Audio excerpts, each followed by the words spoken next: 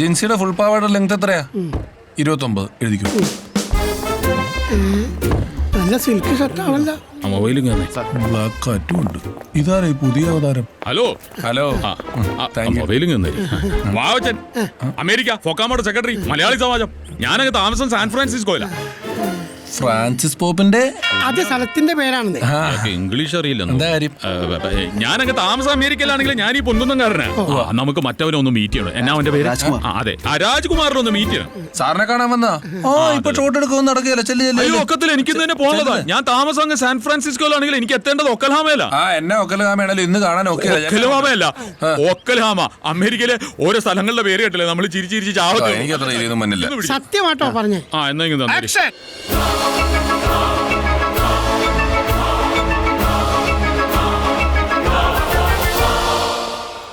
Shooting. എടാ പോയി പെട്ടി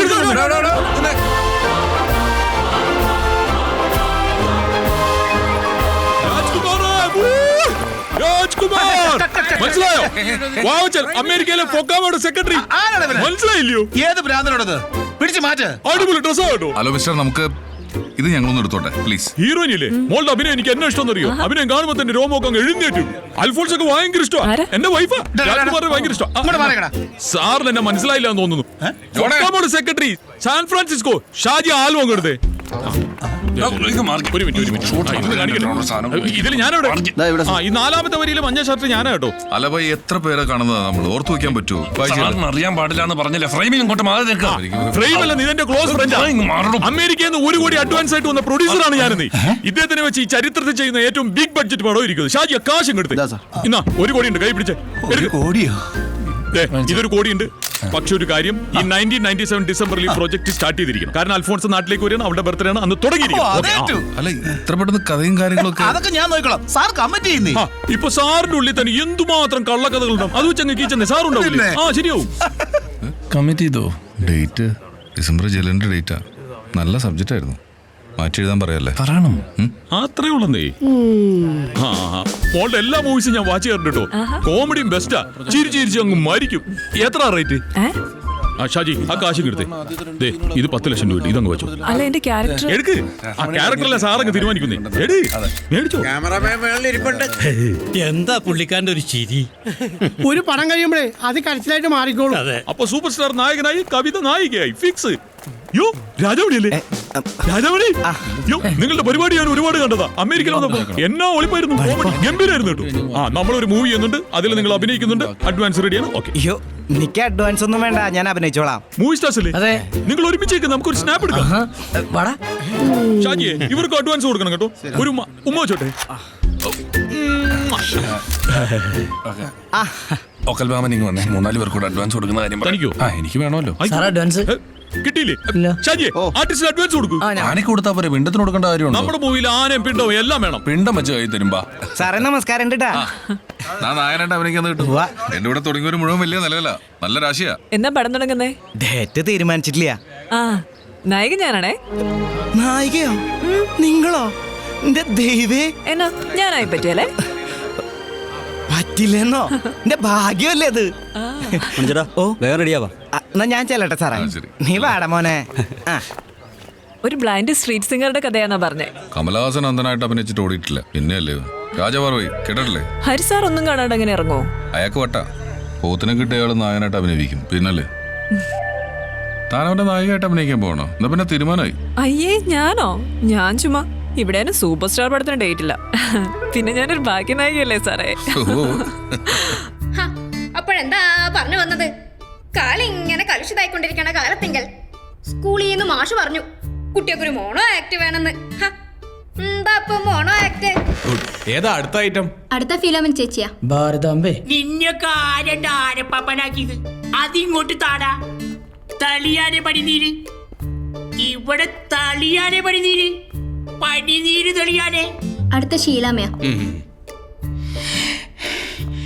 എന്റെ കൊച്ചു മുതലാളി, എന്നെ ഇങ്ങനെ സ്നേഹിച്ച് കൊല്ലല്ലേ കൊച്ചു മുതലാളി.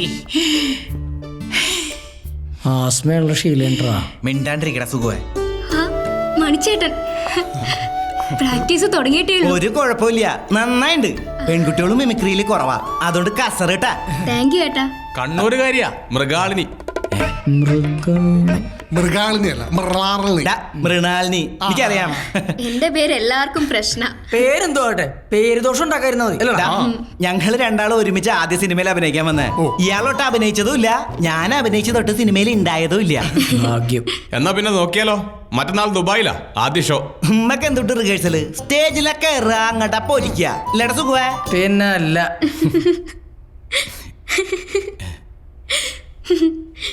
ഇങ്ങനെ നോക്കി കളിയാക്കൊന്നും വേണ്ട, എന്റെ മുഖത്തിന്റെ കുഴപ്പം എനിക്ക് തന്നെ അറിയാം. അയ്യോ അതല്ല, നിങ്ങളെ കണ്ടിട്ട് ചിരി നിക്കുന്നില്ലപ്പ. എനിക്ക് ചേട്ടന്റെ പാട്ട് ഭയങ്കര ഇഷ്ടാ. പിന്നെ ആ പട്ടിയുടെ ആക്ഷൻ ഒന്ന് കാണിക്കോ, ഒന്ന് കാണിക്കും മണിച്ചേട്ടാ. ഇപ്പോഴത്തെ പെമ്പിള്ളേർക്ക് പട്ടീനെയും കുതിരനെയൊക്കെ പിടിക്കുള്ളൂ. ചേട്ടാ പ്ലീസ് കാണിച്ചു കൊടുക്കല്ലേ? കാണിച്ചു കൊടുക്ക്. നാദാ പിടിച്ചോ. ജിമ്മി എന്ന പാപ്പ.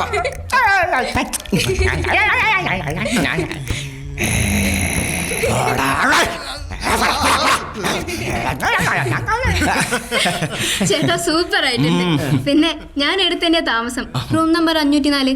നിങ്ങളൊന്ന് വരുവോ? വരണേ. ഇവൻ ഒറ്റയ്ക്കാ. നോക്കട്ടെ. Room number 504.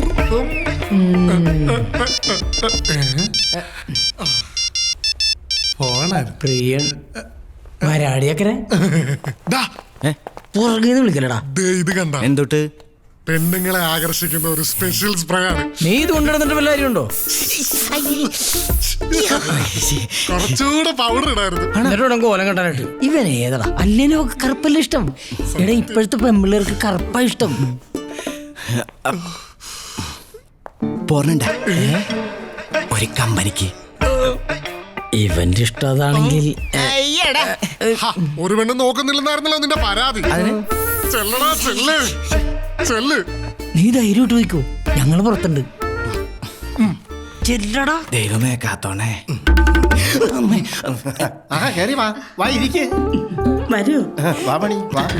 ഞാനൊട്ടും പ്രതീക്ഷിച്ചില്ല. നമസ്കാരം ഉണ്ട്. ഓരന്റെ അച്ഛനാ.